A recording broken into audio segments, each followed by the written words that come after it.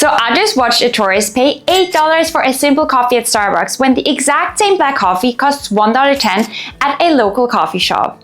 I've been living in Singapore for 3 years now, and I see tourists make these expensive mistakes every single day. So I'm about to show you some tips to save money with these insider tips, and you will not find these in any other tourist guides. Trust me, I learned these the hard way. Number 1. Food mistakes. So let's start with the food because this is where tourists lose the most money. First mistake is chili crab at tourist restaurants. And yes, it's Singapore's signature dish, but those fancy riverside places are charging you 3 times more for the same quality, and you can find it elsewhere a lot cheaper. So what you can do is you can go to JB Ameng or King NK. Most of locals eat there and the price is cheaper and the crab is even better. Second is hotel breakfast buffets. They are charging you around $45 just for some simple eggs and toast, when you can get authentic kaya toast and soft-boiled eggs at Ya Kun Toast for only $3 to $5. The local breakfast tastes even better and you're getting a real Singapore experience. Third is ordering Singapore noodles at restaurants. Here's the thing.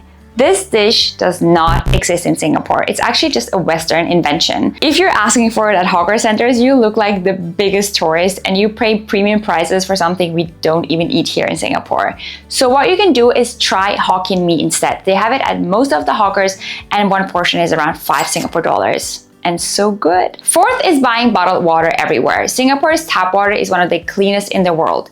So I've been drinking the tap water for 3 years and never had any issues. I always bring my water bottle, which I can fill up anywhere. They even have water dispensers in most places, or just go to the nearest bathroom and fill up your water bottle.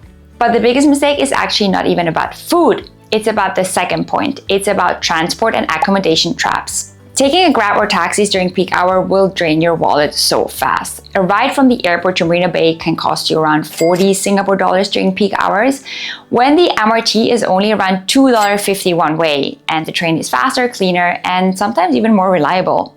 Something else is Marina Bay Sands observation deck. It is $35 to go up and you only get a view. I can recommend level 33 or, for example, Nova Rooftop Bar, where you can get an amazing view on the city as well, and you can buy a drink, but at least you get a drink and it's definitely cheaper than $35.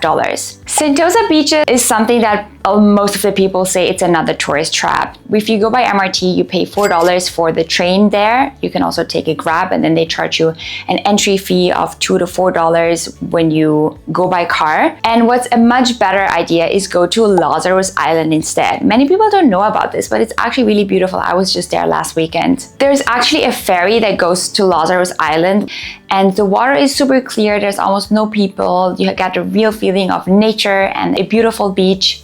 I really love that. And then we have Orchard Road, obviously, because there is a lot of overpriced luxury shopping, which you can find anywhere else anyway. What I recommend is go to Haji Lane on Cheng Baru. They have way more character and your money goes way further. And speaking of expensive mistakes, wait till you hear about the nightlife traps. Number 3.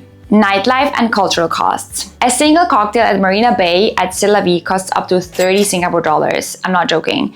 So here's my tip. Why not buy a bottle of wine at the grocery store and make a picnic at Marina Barrage? You get a beautiful view on Marina Bay Sands and over Singapore. It's free and it's a great view as well. Another thing many people don't know, you don't have to tip in Singapore. Singapore already includes a 10% service charge in most restaurant bills. Next up is hidden fees and experiences. You can skip the zoo and paying a lot of entry fee, where you can just go to Sungai Buloh Wetland Reserve, where you can find wildlife crocodiles. Another beautiful thing to do is go to MacRitchie, where you see so many animals, where you see monkeys, you see wildlife boars, snakes, monitor lizards, and you really get this feeling of being in the middle of the jungle, surrounded by all these animals. It's completely free and it's something I really love doing and I can recommend anyone. Another tip I would give you is learn basic hawker center etiquettes. For example, chope your seat with a tissue packet. This is how Singaporeans reserve their table. You can just place it at the table so everyone knows okay, this seat is taken and then you can go fetch your food. And yeah, this kind of, shows respect that you try to fit into their community and local customs. Also, no MRT rules because there's no drinking, no eating allowed, also no chewing gums on train. It's a $500 fine if you eat or drink in MRT. Don't even get me started on all the other fines and rules. Just do your homework and research the fines because this can get really expensive. My mom got fined because she smoked on Orchard Road and I think it was $250. Lesson learned. Another thing you can do is learn basic Singlish. Can means yes, can la means definitely, can me means are you sure? And when you speak a bit of local language, hawker uncles might give you even an extra portion of chicken rice. So all these transport and food tips alone will save you a lot of money per trip. And I wish someone had told me in the beginning, yes, Singapore is expensive, but by following these tips, you can actually save a lot of money.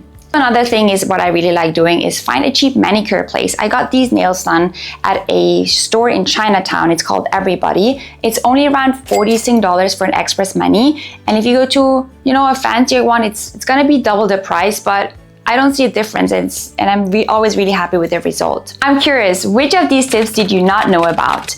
If you want to know more about life in Singapore, follow my account SweezyinSG, where I post a lot about life in Singapore, where to eat, what to do, free things to do, more tips, and watch this video up next because the algorithm thinks you might like it.